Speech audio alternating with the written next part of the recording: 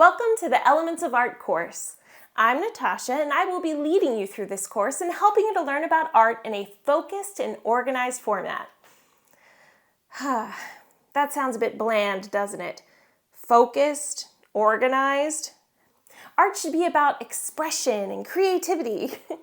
Well, it is and it will be, but a little bit of order and structure to your learning will actually better prepare you to create with abandon later on. Truly, structure fosters creativity and expression. Consider the constriction of 26 letters of the alphabet, but it allows for words, sentences, poems, novels, or the 12 notes in the musical scale that are used and stretched and mixed in an endless variety.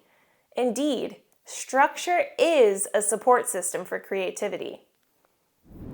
I will lead you through the lessons with questions that allow us to work together and figure out what art is, why we make it, why it matters, how it's done, and many other facets of the subject. This course will be structured around the elements of art.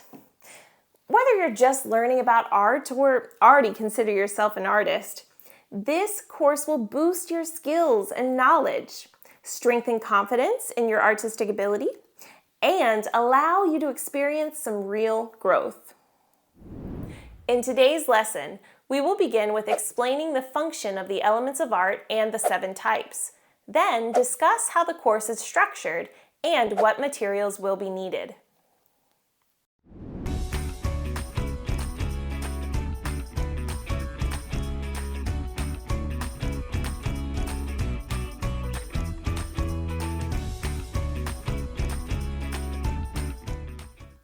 Art is a big subject. It's filled with history and terminology, techniques and materials.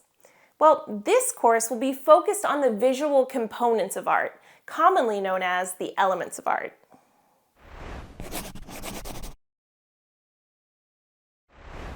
In simple terms, the elements of art are the parts that make up the whole of an artwork. These are often referred to as components in visual arts. There are 7 elements of art that we will cover, including line, shape, value, form, texture, color, and space. We will discuss each of these in more detail as we flow through the units in the course. The elements of art can apply to all different forms of visual arts, from painting to drawing to graphic design, sculpture, and more. As an art student, or even as an art viewer, it is important to understand the elements of art because they act as the guidelines or tools for both composing an artwork and for analyzing it to comprehend its function. Once understood, the elements of art can be applied in seemingly endless ways.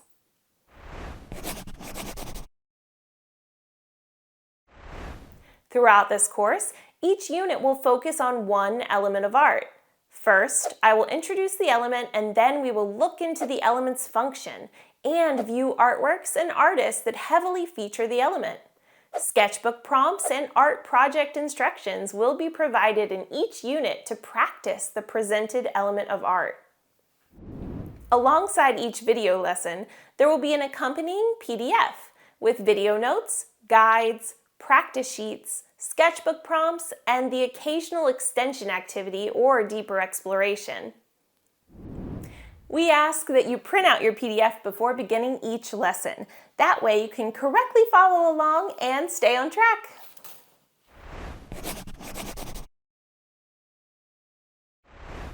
Because this is an art course, there are some materials that you'll need to help you in the completion of each unit. When you walk into an art supply store, there are a large variety of items. There are different brands, styles, and price points for each material as well. You may even see some supplies and tools that you've never seen before.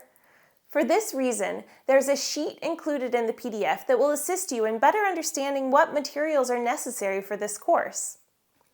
But let's discuss it a bit here first.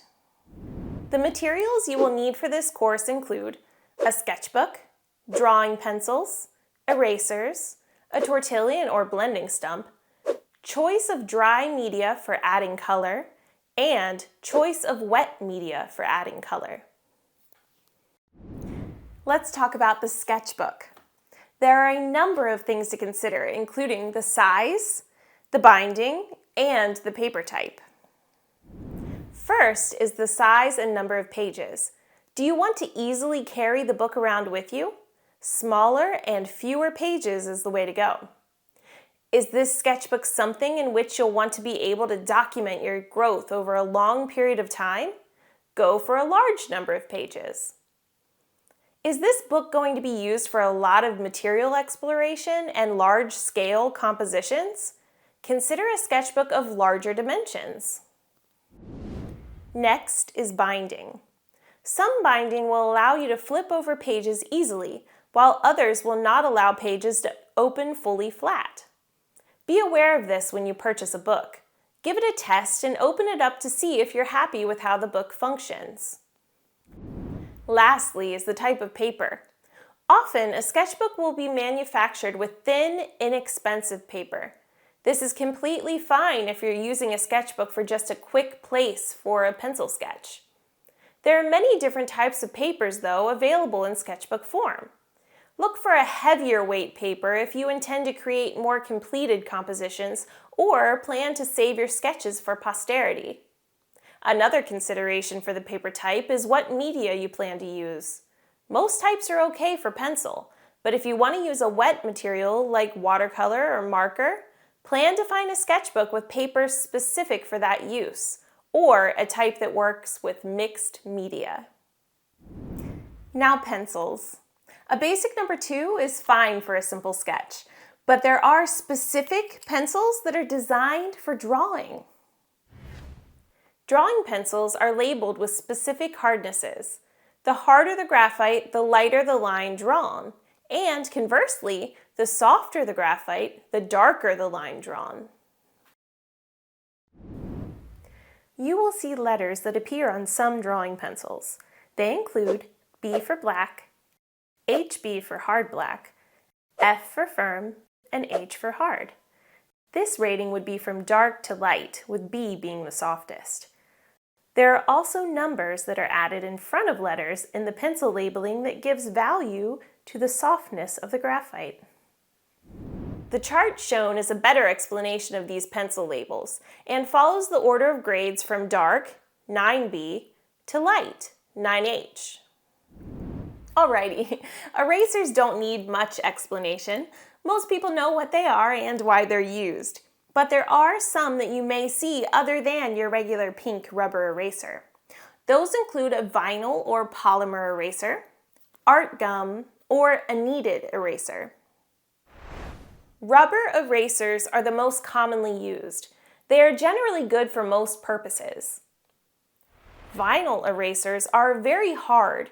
They remove graphite well and can be used with precision, but can harm the paper surface. Art gum is very soft and is great for delicate paper surfaces.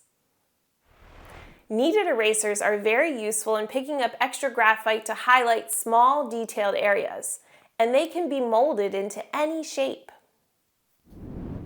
The last tool in your arsenal that's beneficial in pencil drawing is a tortillon or blending stump.